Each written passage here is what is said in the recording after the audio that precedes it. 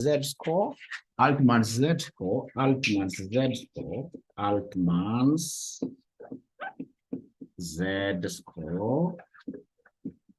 We always think about what year? The famous Warremas,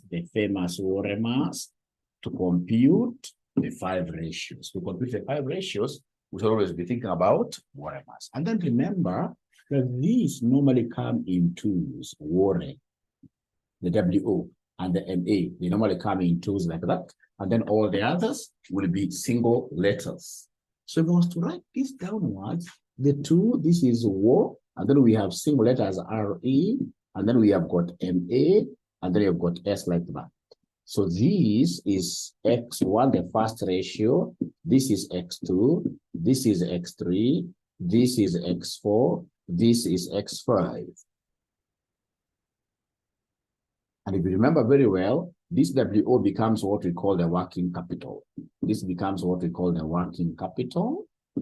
Working capital. This becomes what we call the retained earnings. Retained earnings. Retained earnings.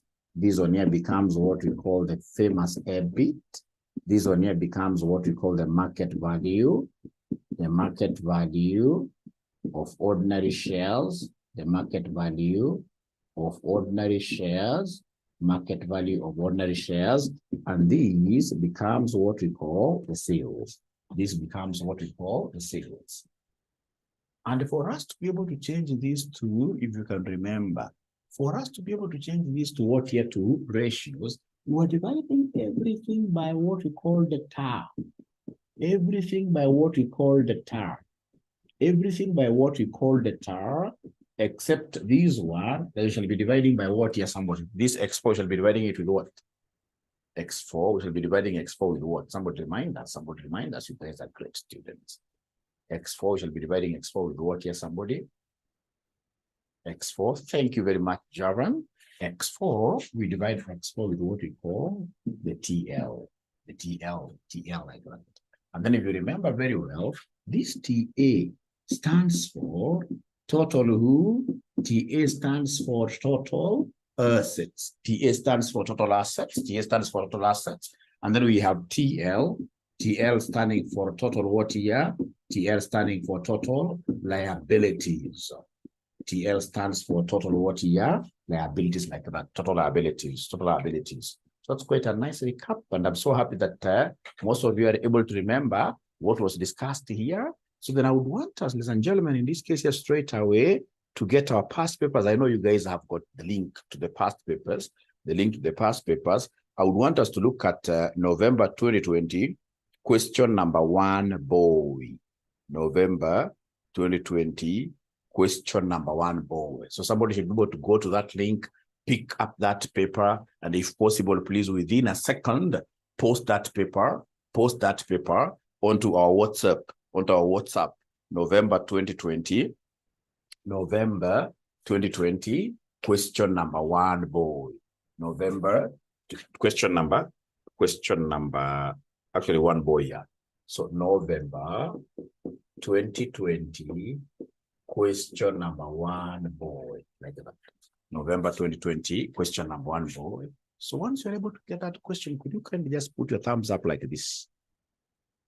Zoom has got a place of you guys being able to put thumbs up as a way of communicating, Somebody has been able to pull that from the link, and then you have been able to send it to the group. I'll be so happy if I can get somebody who is able to do that for me very, very, very quickly and very fast. Very quickly and very fast.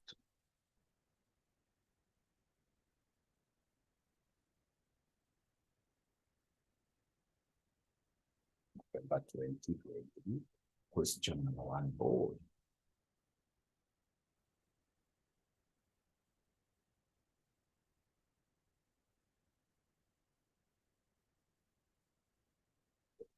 Question number 1, board.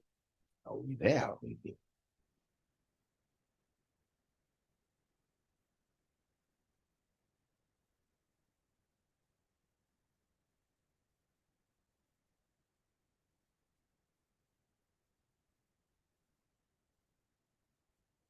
Once you get it, could you kindly just put up your hands?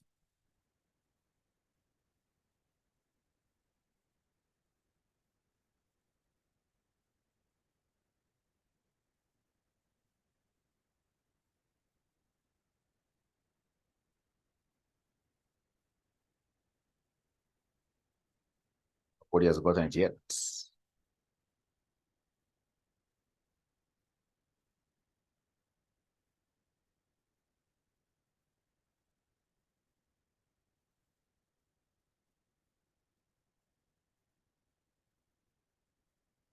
Is there anybody who is trying to look for it?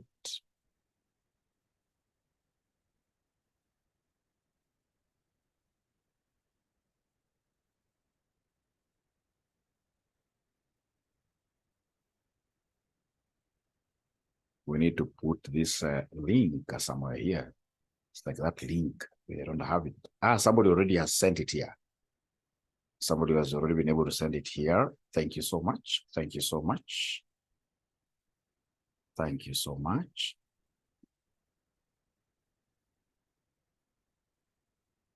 So I hope now all of us, we have access to that question. November 2020, question number 1B. And then what I also recommend is that when you are at the office or wherever you can get access to printing facilities, just load all those papers, print them out, have them bound nicely, and then you have an examination paper booklet for all your papers that you're doing. For all the papers that you're doing, that's what we do ourselves here. So we are told something very important there, November 2020, question number 1B. Professor Edward Altman's model for prediction bankruptcy is given as follows. I told you that Z equation will always be given. Thank you so much. So Z score equals, they've given us there, that's 1.2. That's supposed to be 1.2 plus 1.4 plus 3.3x3 plus 0.6x4 plus 0.99x5. X1, X2, all the way to X5 are financial ratios, which according to Professor Altman, have the discriminating power, where X1 is the net working capital over total assets, X2 is retained earnings over total assets, X3 is operating profit. Operating profit is the same as EBIT.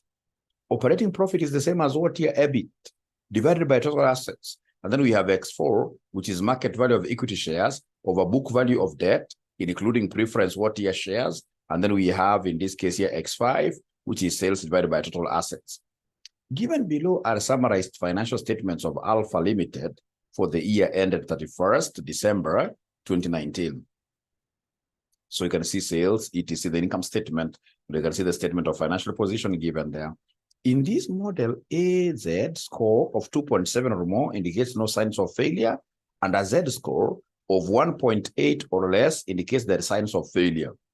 The firm's ordinary shares are currently trading at 15 each. So they want us to give them the Z score for Alpha Limited. So for us to give them the Z score for Alpha Limited, all we need to do is to remember worry mass. And we remember worry mass is basically used to ascertain what are these 5 ratios like that. And the first ratio that we want to get is this working capital divided by total assets. Divided by total assets. I would want you guys to do me a favor. Is there someone who can calculate for us the working capital? Last time you had even given me the formula of working capital. If I remember very well, you guys came and told me that, Mwalimu, for you to be able to compute working capital,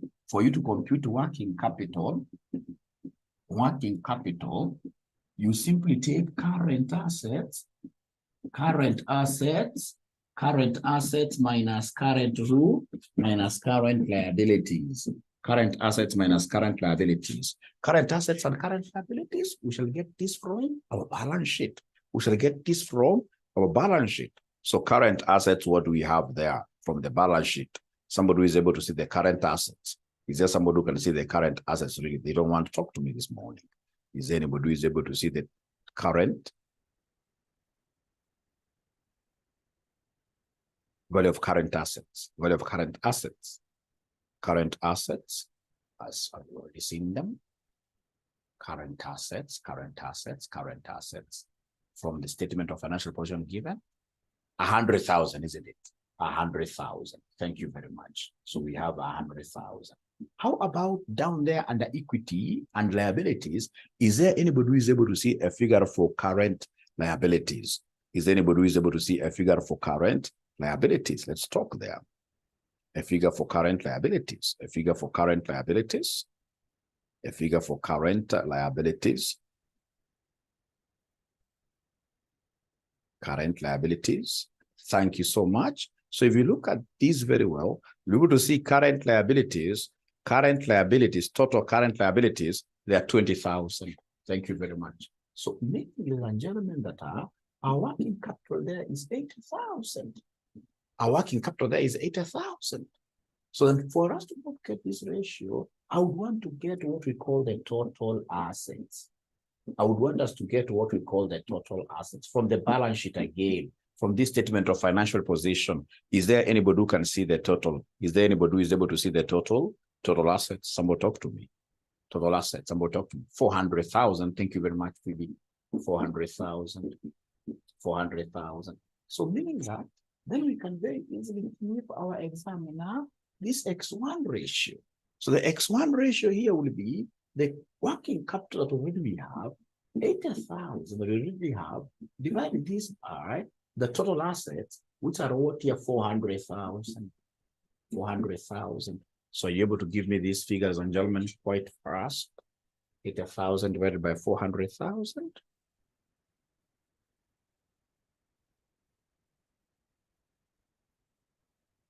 So Phoebe tells me 0.2, 0.2. Thank you very much. 0.2, thank you very much. Now from there, we go to X2. X2 has got something very interesting to me. It has got what we call retained earnings. And we discussed, and they say that retained earnings should be, which retained earnings? Are they retained earnings to get in the income statement, or retained earnings in the SOFP, Statement of Financial Position?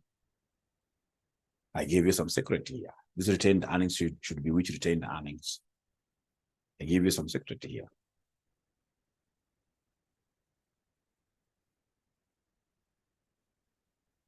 From statement of financial position, always.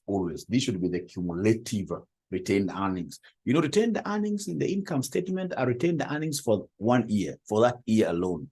But here we want the cumulative retained earnings from the statement of financial position. If somebody by you, I would have written here statement of financial what year position like that. So are you able to see that amount? Are you able to see that amount, ladies and gentlemen? Are you able to see the retained earnings in the balance sheet? Statement of financial position, yes, I can see 120,000. 120,000 divided by, again, total assets. So total assets, ladies and gentlemen, total assets in this question, we already know it's 400,000. It's 400,000. So could you kindly give me this figure? 120,000 divided by 400,000. This will give me what figures about there? 0.3. And then now we have X3. X3 is EBIT divided by total assets. EBIT is earnings before interest and what here? Interest and tax. This stands for earnings before interest and taxation. Earnings before interest and taxation. So in this case here, from the income statement, are you able to see the EBIT? From the income statement, are you able to see the EBIT? Are you able to see the EBIT? Yes, from the income statement, EBIT is the same as operating profit. Operating profit. So the operating profit is 40,000. You divide this by the total assets. Divide this by the total assets again, which are what here? 400,000. 400,000. So this I can see, not unless I'm not able to see very well because it's early in the morning, but I can see this is 0.1. I can see this 0.1. 0.1. And then, ladies and gentlemen, now we go to X4. X4 is what makes so many guys not get these whole marks here. Because X4, the first thing you need to do under X4 is to come and calculate for us the market value of shares. Give us market value of shares. So for X4, give us market value of ordinary shares. How do you do this? I give you a formula. You take the nose, and then you multiply this nose with what here? With market price per share. Nose stands for number of ordinary shares. Number of ordinary shares. So you take number of ordinary shares from your balance sheet, you multiply this with the current market price per share. And then how do we get this nose? To get this nose, you simply take the share capital as it is given. You take the share capital as it is given, divided by the par value. You divide this by the par value given in the balance sheet. You divide this by the par value given in the balance sheet. So are you able to see in this question, if you go to the balance sheet, what is the ordinary share capital given there?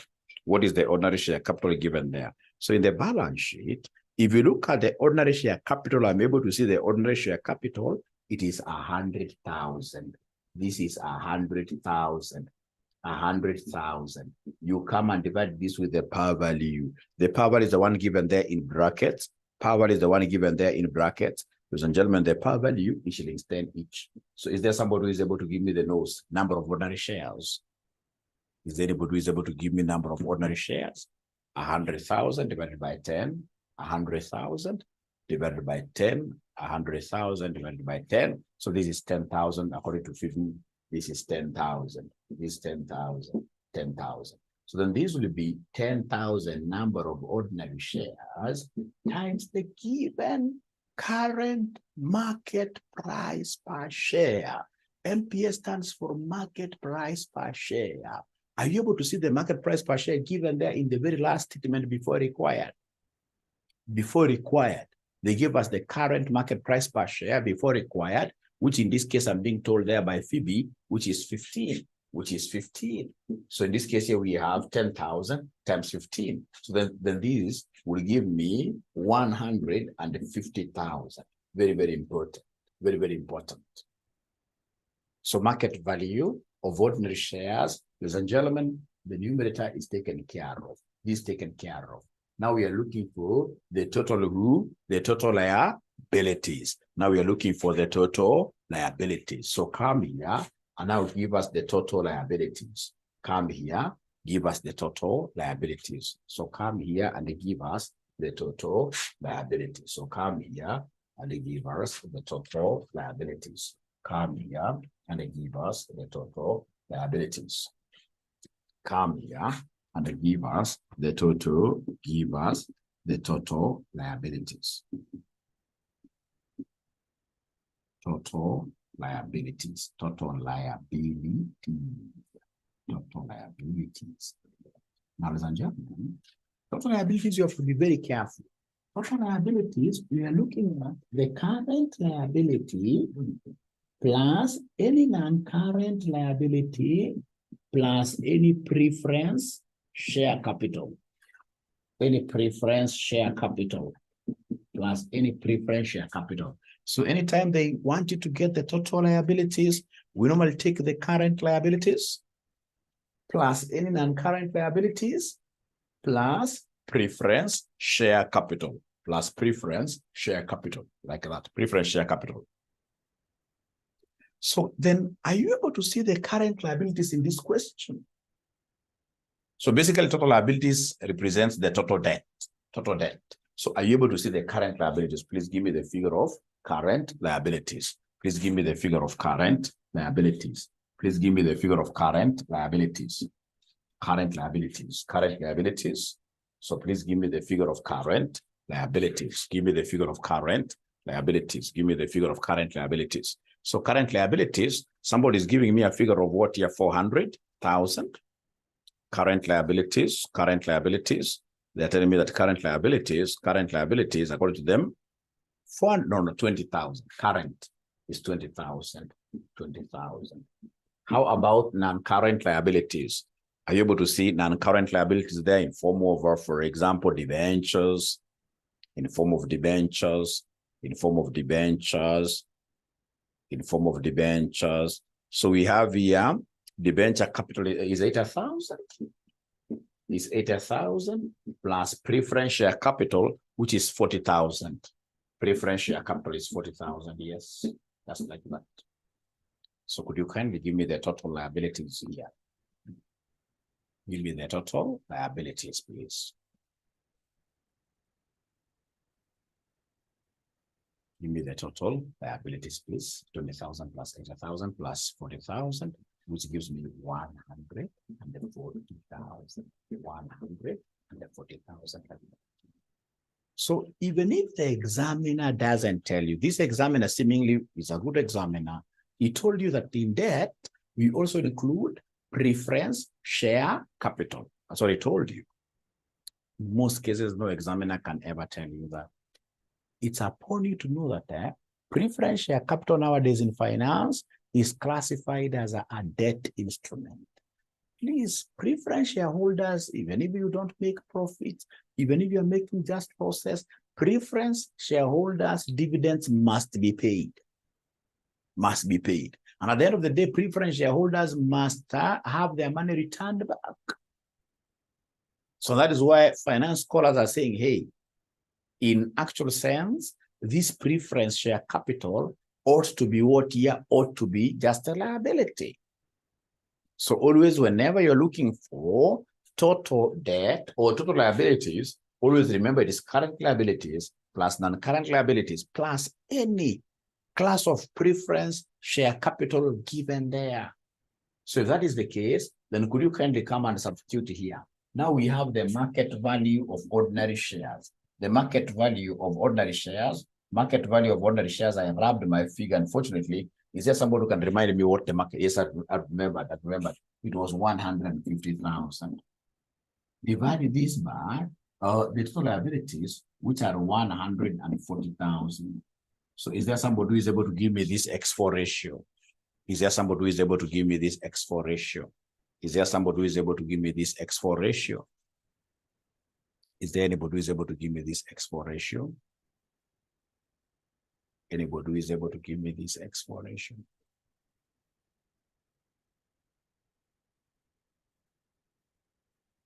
Anybody who is able to give me this X4 ratio? So according to Phoebe, it is, remember we put many decimal places for this one. It is 1.07, many decimal places, 4 to be precise, 4 decimal places to be precise.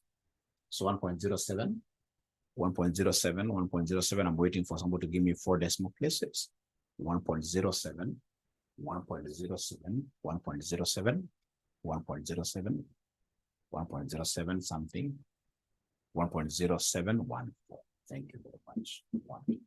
And then I can quote the last one, which is sales divided by total assets. Sales divided by total assets. Sales is also known as turnover. That's how the examiner confuses you. Sales is also known as turnover. So if you go to this income statement, are you able to see the turnover? If you go to this income statement, actually it is given there directly. Sales is 400,000. It's given here directly. Sales is 400,000 divided by our TAR. TAR is the total assets, which in this case here were 400,000. So then this one here would end up giving me what figure somebody there? 1.0714. 1.0714. Thank you very much. That's okay. Thank you very much. Now we have got the 5 ratios. Now with the 5 ratios, we plug them in. We plug them in the Z equation. We plug them in the Z equation. These 5 ratios, let's plug them in. The 5 ratios, we plug them in into the Z equation, which will always be provided. Which will always be done what here provided. Let's plug them in. Let's plug them in. Let's plug them in. So in this case here, we have our Z equation being equal to, we have our Z equation. Our Z equation has been provided up there. They have given us Z equation is 1.2x1 plus we have 1.4x2 plus we have a 3.3x3 plus we have a 0.6x4 plus lastly we have 0.999 x5. So we shall come and plug in the figures. So Z will be equal to 1.2x1. So x1, ladies and gentlemen, is 0.2. You already have it. 0.2 plus 1.4 times x2, which is 0.3, plus in this case here 3.3 3.3x3, which is 0.1 plus 0.6 x4, x4, which is what here, 1.0714 plus 0.99, 0.99 times x5, which is 1. So then is there somebody who is able, ladies and gentlemen, is there somebody who is able now to punch all these figures in their calculator and then they give us the value of Z? Anybody who is able to punch these figures and then they give us the value of Z there?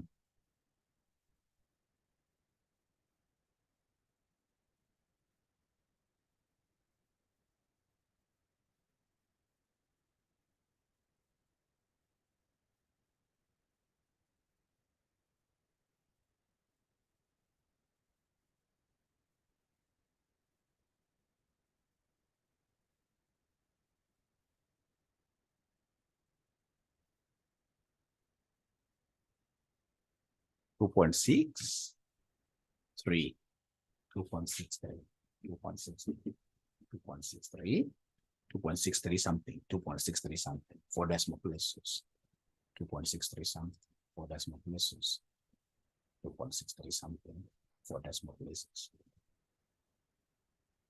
2.63.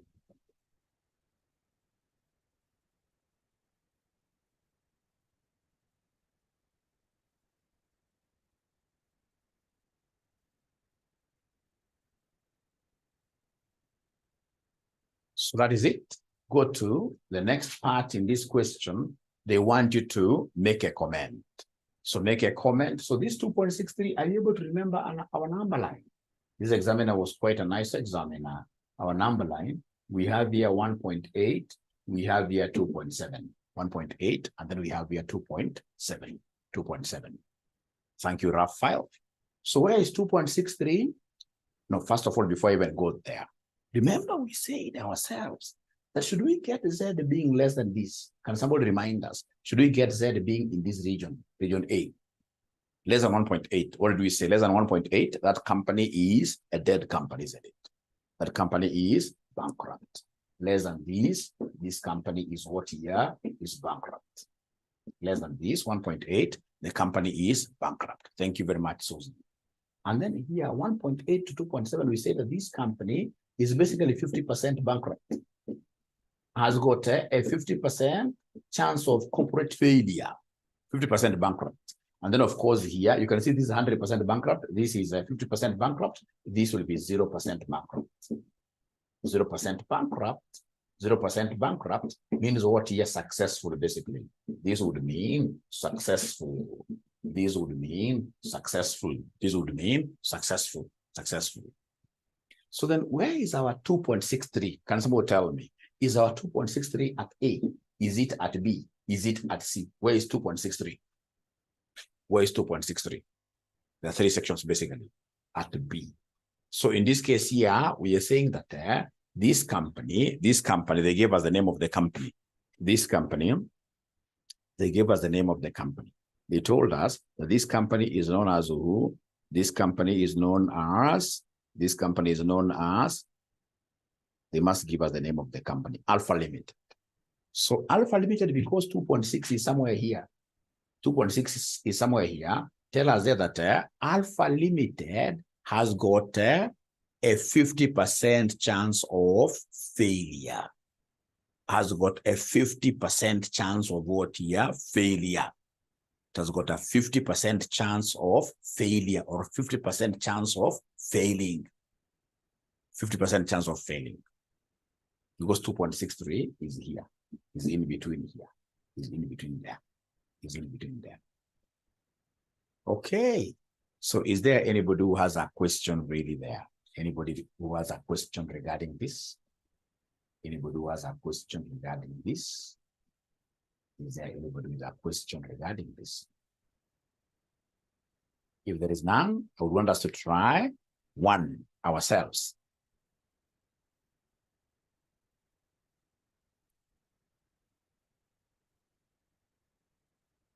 Yes. So this is our second class, basically. It's our second class. We are still working on reconstruction and reorganization. Reconstruction and reorganization. So then I would want us straight away to look at another question here. which was in 2022, I think. 2022.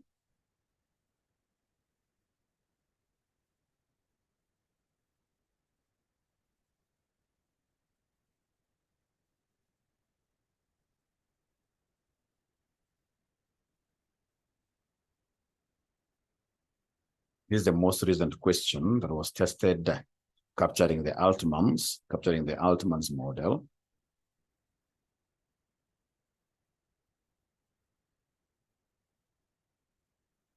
Yeah, December 2022. December 2022, question number 4B. December 2022, question number 4B. So you're looking at December 2022, question number 4B.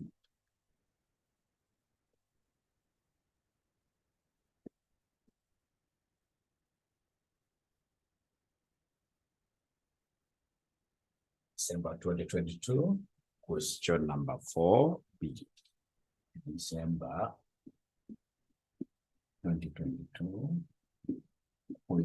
question number 4B. December 2022, question number 4B. December 2022, question number 4B. December 2022, question number 4B.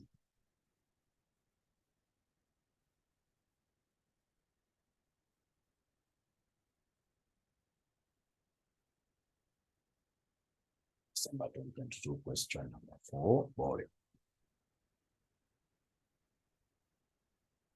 Once you get it, please. Last EBIT, no problem, Joyce. EBIT, remember EBIT is the same as earnings before interest and tax. EBIT is the same as this EBIT.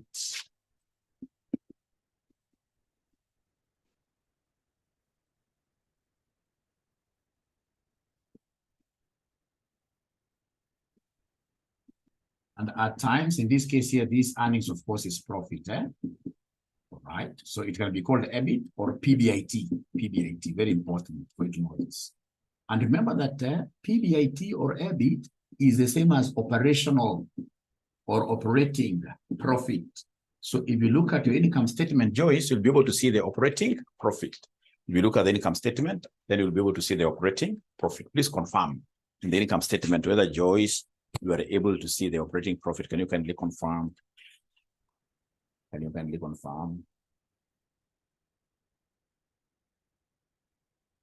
Great. Great. So then, have we been able to find this question, December 2022 question 4B? Do we have it? Do we have it? Do we have it? Do we have it? Do we have it? Do we have this question? Do we have this question? Somebody should be able to send it in the group. December 2022. Question number 4, board.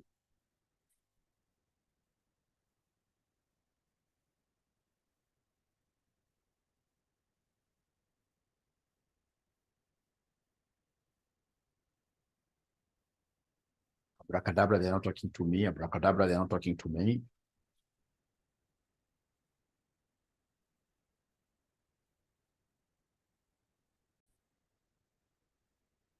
We are told here the Altman's formula for prediction of bankruptcy is given as follows. So it's given as 1.2x1 plus 1.4x2 plus 3.3x3 plus 1x4 plus 0.6x5. Where x1 is given like that, you are provided with the following information in respect of 3 listed companies. So we have company A, they have given us working capital retained earnings.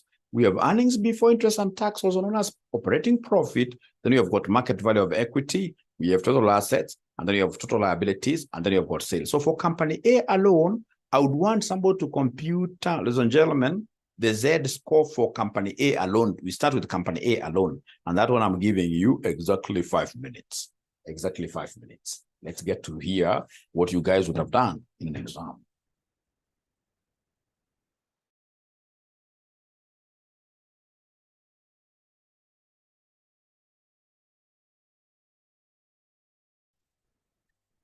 This question was a very interesting question. You know, as an examiner, I would want to ensure that I throw most of you off the bus. Actually, I would want to throw all of you under the bus, which is written 𝐴𝐶𝐸 going to 𝐴𝐶𝐸, students who are going to pass to 𝐴𝐶𝐸 like that. And then I should be able to squeeze you out of that bus. I throw you under the bus. Because you can imagine, this examiner gave you the formula of getting x1 to x5. And then he wanted to joke with you because we know students are so much used to ORMAS. But now I twist something small. I twist something small, which of course, upon twisting it, I'm so sure that I'll be able to throw over 75% of the students under the bus. That's how good examiners do. Good examiners should be able to know how to tweak questions so that students should be able to get out of the exam room as they walk with their heads high. If they have a high-heeled shoes, wanakanyaga. Lakini exam ikikuja, wanasema amerogwa. Kumbe basic things hawajui kufuata. Kama sauti vizuri question, wamekuambia, this question, if you look at it nicely, what have they told us about x1 to x4? You can't use ORMAS here. You can't use ORMAS here. You can't use ORMAS here because we interchanged x4 and x5. We interchanged x4 and x5. And because we gave you the formulas, we expect whenever you're given formulas, even if it's a wrong formula by the examiner, always use the formula that the examiner has given you. Is there any student who was able to see that trick? Is there any student who was able to see that trick? Any student who was able to see that trick? Okay, let me ask you a question. Is there somebody who used to ORMAS directly? Is there a student who used to ORMAS directly? You guys are not talking to me. I'm a nice guy. I'm not a sadist of an examiner. I just want to help you. And Raphael, I would have in this case here managed to throw you outside the bus, which would have been quite unfortunate, but it is. That's what it is. Because you see under ORMAS, sales is the last one. If you look at this one, under this one, ladies and gentlemen, under this one, ladies and gentlemen, sales is the fourth one. So we have x1. So x1 is net working capital, and the working capital for A, this is company A, this is company A. So x1, company A, working capital is 4,000 divided by total assets of company A, which in this case is 200,000. 200,000. Could you kindly give me this figure for x1? Kindly give me this figure for x1. 40,000 divided by 200,000. 40,000 divided by 200,000. This one here will end up giving us what figure? 0.02. Is it 0.02 or 0.2? Or 0.02 because of 4,000, yes. Thank you so much. Then go to x2. What does x2 dictate there? x2 wants us to take retained earnings over total earnings for company A. Retained earnings, we have 60,000. All over again, total assets there, which are 200,000. All over total assets there, which are 200,000. So then this x2 will be equal to 0.3. This will be 0.3. Thank you very much. And then we have x4. We have x4. X4, which will be equal to not x4, x3, sorry. X3. X3 is EBIT. EBIT, earnings before interest and tax, which I can see 100,000 divided by total assets. Total assets, ladies and gentlemen, they stand at 200,000. Is there somebody who is able to see that this is 0.5? Is there anybody who is able to see that this is 0.5 really? Is there anybody who is able to see that this is 0.5? 100,000 divided by 200,000? Is it 0.05 or... Oh, it's 10,000. Thank you very much. It is 10,000.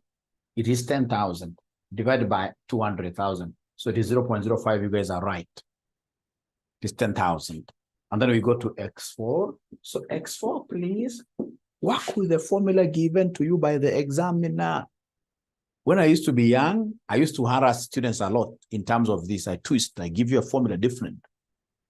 So for example, like under x4, they're telling me it is sales over total assets. Sales is 200,000. 200,000. All over total assets, which are 200,000. 200,000, which is 1 there. And then we go to X5. So X5, ladies and gentlemen, X5, ladies and gentlemen, X5, ladies and gentlemen, X5, ladies and gentlemen, they have told us here for company A. It is market value of equity. Market value of equity they have given us. Market value of equity they have given us. 20,000, I mean. 20,000. 20,000 all over market value, or rather book value of debt. So have they given us debt really here? Have they given us debt here? Is there anybody who is able to see the book value of debt? Anybody who is able to see, I can see liabilities. I can see liabilities. Is there somebody who is able to see the liabilities, book value of debt? You know, book value is what is written there. Book value is what is written there. These guys are not talking to me. So in this case, I should take 20,000 divided by the total liabilities, which are what they are, 120,000. So can you kindly give me this figure? This must be 0 point something.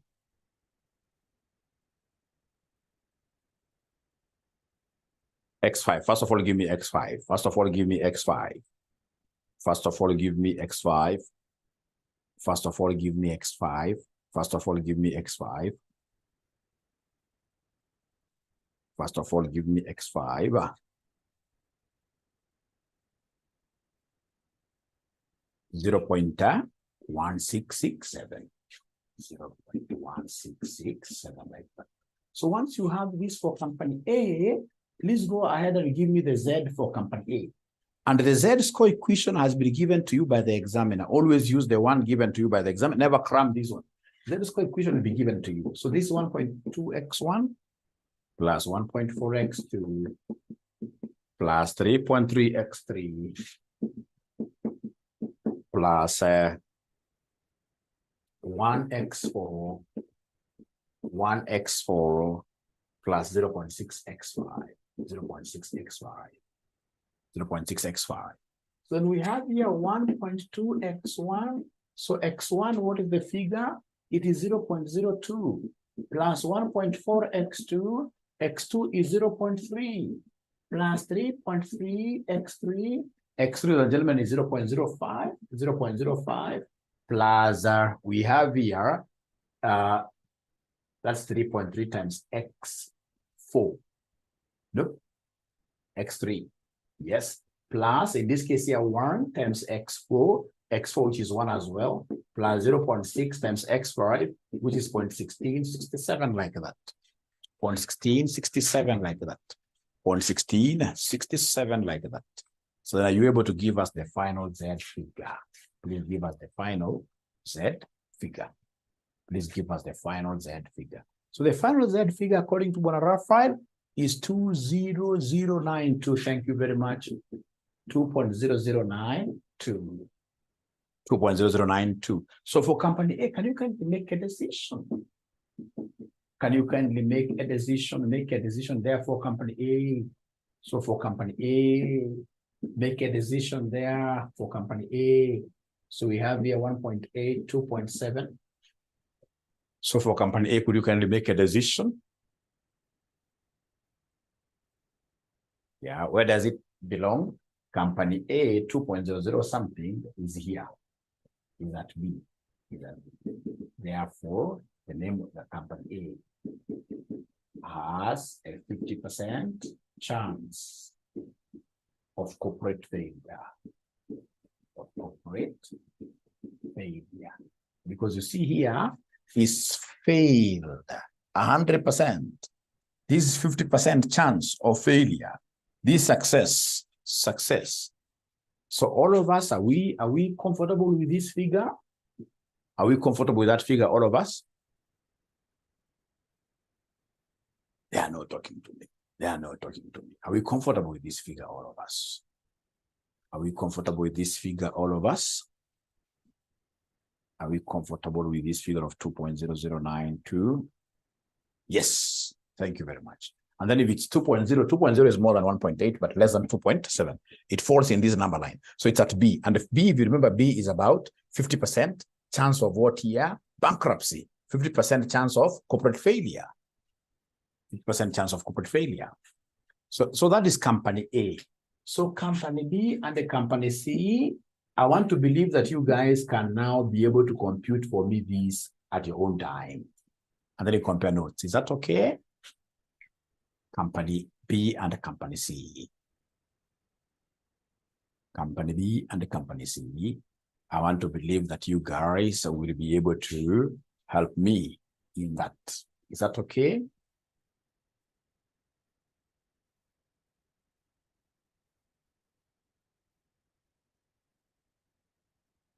Great. Thank you so much. Thank you so much. Thank you so much.